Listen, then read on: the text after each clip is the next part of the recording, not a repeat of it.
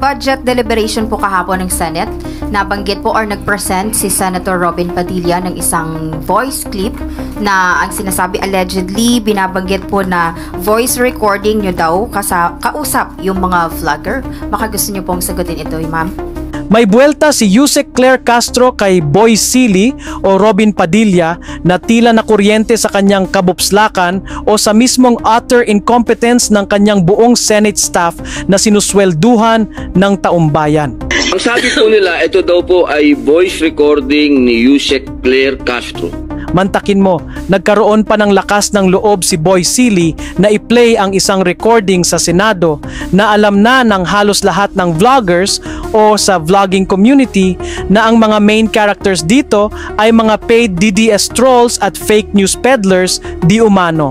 Pero sa Senado, ang binanggit niyang babae sa recording ay si Yusek Claire Castro. For the satisfaction of Senator Robin Padilla,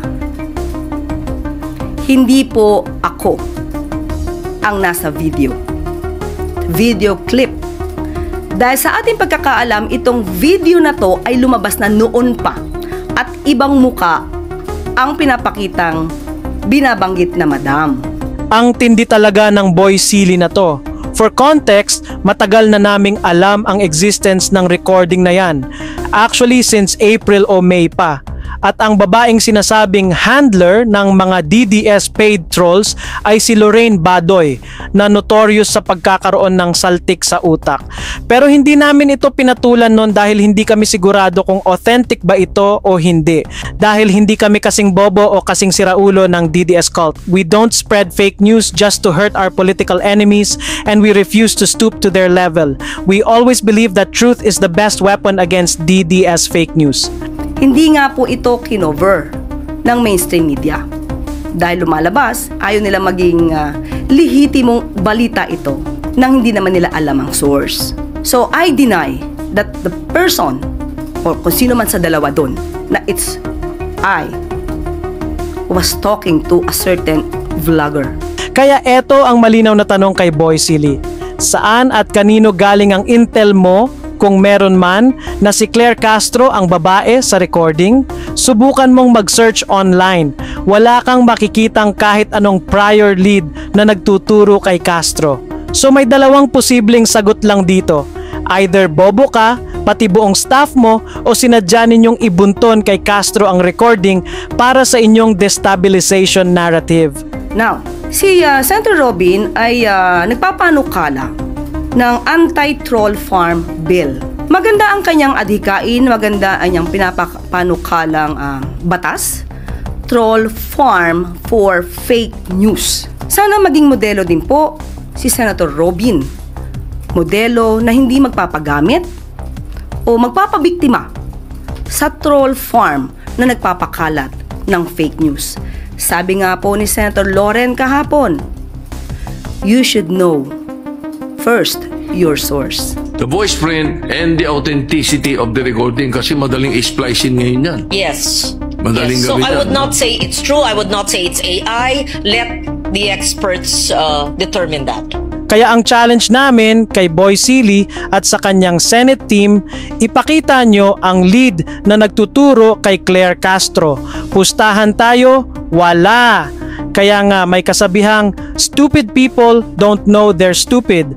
At dahil dyan, nag-backfire hindi lang kay Boy Silly ang kahibangan niya sa Senado, kundi pati na rin sa buong DDS cult na notorious sa paggamit ng trolls at troll farms. Meron po kasing lumabas na voice recording, kung pwede po natin mapanood, para sa inyo po manggaling kung totoo ito o ito ay AI o ito'y kagagawan lang ng mga ibang taong gustong manira. Pwede po natin mapakinggan. At kung may natitirang hiya si Robin, dapat niyang tanggalin ang buong Senate staff niya. Hindi ba't nag-resign na nga si Nadia Montenegro bilang kanyang political affairs officer dahil sa MJ issue? Ngayon malinaw kung bakit sobrang incompetent ang mga tao niya. And as we said earlier, alam na namin ang recording months ago pero hindi namin ginawa ng content dahil walang news peg o news trigger na tinatawag. Pero ngayong si Boy Silly mismo ang nag-expose sa mga DDS dahil sa kabopslakan niya at ng buong staff niya. Maglalabas na rin kami ng isa pang recording. Hindi lang yan ang sinasabing audio ni na Lorraine Badoy at ng mga Class C trolls na di umano'y binabayaran ng kulto ni Digongyo ng hanggang 30,000 piso kada ulo. So here it is. And to Boy Silly, salamat sa News Trigger. Hello sis, nahulog mo na ba? Hindi pa eh. Later lang, okay lang, medyo busy pa kasi ako. Okay na ba mandrahog? Mamaya lang siguro after lunch? Okay lang? Ay, ganun ba? Sige, sige, walang problema. Hintayin na lang namin ha. Kasi kinukulit na ako ni Rosalinda at ni taga-Bukid eh. Okay lang, sabihin mo lang sila, medyo busy lang kasi ako ngayon ha. Alam mo naman, hindi lang naman yan trabaho ko. Meron pa akong tinatrabahong iba. Sige. Basta sigurado mamaya ha. Oh, no problem. Teka nga pala. Hindi ba pwedeng 15K na lang instead of 30K? Kasi, actually sabi ni Madam, ako pwedeng 15K na lang kasi nga, yun lang naman ang tatrabawin nyo ngayon, di ba? Itong sa gold lang na ibinenta, yun lang naman ang sisirain nyo. Nako alam mo, sa totoo lang, kung ako lang ha, okay lang ako sa 5,000 eh. Kaya lang si Rosalinda at si taga-Bukid hindi talaga sila papayag. Actually, sinubukan ko na nga, sabi ko mga 15K lang, pero ayaw talaga nila pumayag. Gusto nila 10K. Siyempre kung sila may tig 10K tapos ako 5K lang, unfair naman yun. So 30 mo na lang. Tsaka kita mo naman yung trabaho namin, kita mo naman kung paano namin siraan talaga itong administrasyon nito eh. So okay na yun, 30. Kila Placido yung para sa kanila. Thank you, Be. O sige, 30K. Later lang ha.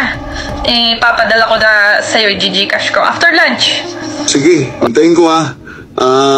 Salamat sis. Bye. Okay, thank you, Mandarahog.